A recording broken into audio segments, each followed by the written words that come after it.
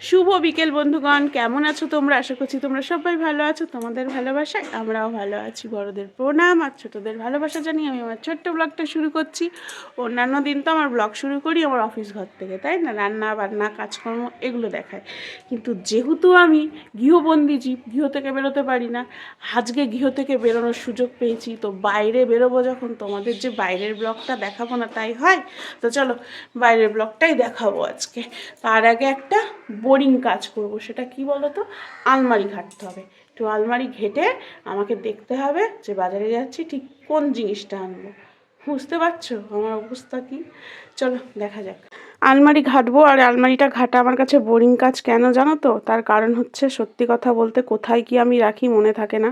দেখো, অনলাইন থেকে এই কাভারগুলো অর্ডার করেছিলাম, করে এর ভেতরে ঢুকিয়ে রাখি। এখন আর একটা সমস্যা হয়েছে, সেটা কি বলো তো? কোন প্যাকেটে যে কোন জিনিসটা আছে সেটা আমি ভুলেই যাই। আর আমার আলমারি প্রত্যেক সপ্তাহে গোছালেও বোধহয় কম হয়ে যায়, কারণ আলমারি এত ঘাটা পড়ে যে আর ভালো লাগে না। আর আলমারি গোছাতে আমার একদম ভালো লাগে না। তার থেকে বরং আমার ওই ঝুড়ি ঝুড়ি বাসন মাজতে দাও, রান্না করতে দাও 50 জনের, সে করে দেবো। কিন্তু আলমারি গোছানো আমার সে একেবারেই ভালো লাগে না।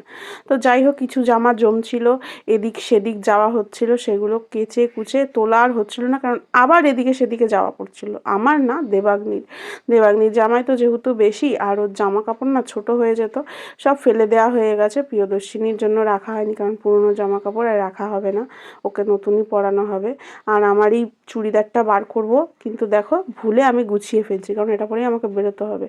এই হচ্ছে আমার ভুলো মন, মানে এটা পরে যাব সেই হুঁশটা আমার নেই, আমি ভেতরে ঢুকিয়ে দিচ্ছি। এর জন্য আমার আলমারি একদম গোছাতে ভালো লাগে না। এই বড় আলমারিটা যাও বা গোছানো আছে, এইটা গোছানো সেভাবে থাকে না, কারণ এটাতে পুরোপুরি দেবাগ্নির জামা কাপড় থাকে। আর আমার কিছু কিছু থাকে, কিছু বলতে ধরো এমার্জেন্সি যেটা লাগবে, বেরোতে হবে, সেইটা আমার থাকে। তাছাড়া সব কিছু কিন্তু বড় আলমারিতেই আমাদের থাকে। আর বড় আলমারিটার জন্য গোছানোই থাকে, ছোটোটার মতন এরকম করে ভাগার হয়ে থাকে না। আর বেশ ঠান্ডা ঠান্ডা লাগছে জানো তো। এই শাড়িটা বাবা দিয়েছিল দেবাগ্নিকে, যখন দেবাগ্নির মাত্র 2.5 বছর বয়স, হাতে খড়ি দিয়েছিল এই শাড়িটা পরে। এখন এই শাড়িটা দেবাগ্নি সেভাবে বাড়েনি, ও তো দেখো বেটো খাটো মানুষ, কিন্তু তবুও এই শাড়িটা না ওর প্রায় হাঁটুর কাছে পৌঁছে গেছে, ছোট একদম শাড়িটা।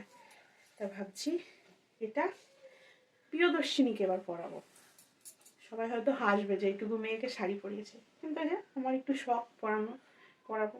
কে কি ভাবলো, কে কি করলো, এই দিয়েই তো সারা জীবন চলে গেল।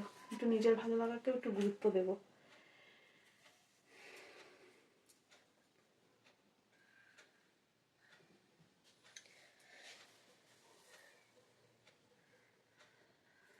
ওই 6 হাত হলো আমার হাত অনুযায়ী, আমার মনে হয় 7 হাত মতন শাড়িটা, একদমই ছোট।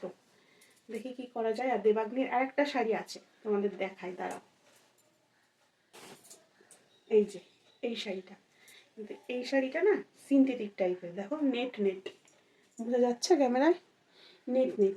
তো এটা পরলে হয়তো ভালো লাগে, কিন্তু ও যে নাচটা করে, মেন তো ভরতনাট্যম করে, কিন্তু যখন কোনো ফাংশান হয় তখন কিন্তু ও রবীন্দ্র নৃত্য, নাহলে নজরুল নৃত্য বা ফোক, এগুলোই নাচে।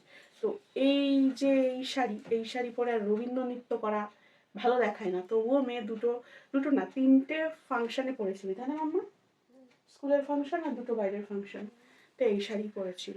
2টো কেন, 3টে ফাংশন করেছিস, বাইরের ফাংশন রথতলাতে আর এখানে 2টো, তাই না? 4টে ফাংশন। তো তখনই ভেবেছিলাম শাড়ি কিনে দেবো, কিন্তু ওই টাইমটা না শাড়ি পাইনি। আর এমনিতেই আমাদের কাকিনাড়া হচ্ছে নন বেঙ্গলি এলাকা, এখানে বেশিরভাগই এই ঝিকুর ঝাকুর। দেখি, ইচ্ছা আছে এরকম সুতির নেওয়া, পাই কিনা সুতির। তো চলো প্রিয়দর্শিনীকে নিয়ে এসে দেখি ঘুমাই কিনা, তারপরে বেরোবো।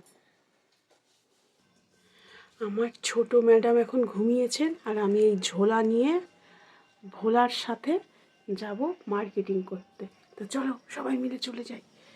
বহুদিন পর এরম শীতে বেরোচ্ছি, গত বছরও বেরোয়নি, এই বছর এখনও বেরোয়নি, কিন্তু বেরোতেই হবে। ভেবেছিলাম তাড়াতাড়ি বেরোবো বিকেল, কিন্তু মেয়ে কিছুতেই ঘুমোয় না। এই ঘুম হলো, বেরোলাম। চলো যাওয়া যাক। শুধু শাড়ি কেনার থাকলে কিন্তু বেরোতাম না, মেন সমস্যা হচ্ছে দেবাগ্নির ফটো তুলতে হবে, আর এমার্জেন্সি কালকে জমা দিতেই হবে। আর তোমাদের দাদারও ফটো লাগবে, এর জন্য একেবারে ফুল ফ্যামিলি বলা ভুল, ছোটোটা তো আমার বাড়িতেই আছে, চলে এসছি। আর কি বলতো, মাঝে মাঝে একটু বেরোতে হয়, নাহলে গরুর সাথে আর মানুষের তফাৎ কি থাকে, তাই না? গরু তো খুঁটিতেই বাঁধা থাকে। আর এই দেখো আমার পরিস্থিতি, এরা সব জামা কাপড় দিয়ে দিয়েছে আমার কাছে, আমি এগুলো ধরে দাঁড়িয়ে আছি, এখন সব ফটো তোলা হবে। তো এই যে দাদা, এই দাদার কাছেই প্রত্যেকবার ফটো তোলা হয়, নানান রকম পোজ দিয়ে দাদা ফটো তুলবে। এই দাদার কাছে গেলে ফটো খারাপ হয় না, ফটো সত্যিই ভালো হয়। কিন্তু উনি যে কত বড় ফটোগ্রাফার, তার যে কত বড় লম্বা চওড়া একখানা লিস্ট দেবে, কত রকমের ঐতিহাসিক গল্প শোনাবে। এবার তোমাদের দাদা গেছিলো বলে সেভাবে শোনায়নি, তবুও বলছে অনেকে যা তাভাবে তুলে দেয়, আমি আবার ওইভাবে তুলতে পারি না, ঠিক না হওয়া পর্যন্ত আমি তুলি না। তো যাই হোক, ফটোটা আমাদের তোলা হয়ে গেল। এবার যাব দোকানের দিকে, মানে শাড়ির দোকানের দিকে। আর এমনিতেই প্রিয়দর্শিনী ছিল বলে খুব বেশি লেট আমি করিনি, একেবারে তাড়াহুড়ো করে দুটো দোকান দেখেছি। প্রথম দোকানটায় গেছিলাম, এই যে এই দোকানটায়, এখান থেকেই আমাদের বেশিরভাগ শাড়ি নেওয়া হয়, শাড়ি প্যালেস থেকে। তো শাড়ি প্যালেসের শাড়ি সত্যিই দেখে পছন্দ হয়ে যায়, কিন্তু কি বলো তো, এবার হয়তো সরস্বতী পুজোয় সেরকম কালেকশান ছিল না। এই শাড়িটা অনেক সুন্দর ছিল, তো ম্যামকে ফোন করা হলো।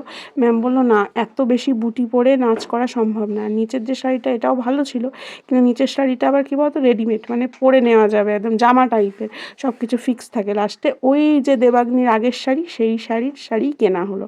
তারপরে চলে এসেছি ফুচকা খেতে, মেয়ে আমার ফুচকা লাভার, আর ও ফুচকা খায় শুধু জল দিয়ে, ভীষণ ভালোবাসে। তো ও ফুচকা খাবে আর আমরা খাবো দই ফুচকা। দই ফুচকাও যে কত জনম পরে খাচ্ছি তার ঠিক নেই। আর এই ফুচকা কিন্তু আমাদের প্রায় খাওয়া হয়, একদিন দুদিন পর পরই কিন্তু ফুচকা আসে।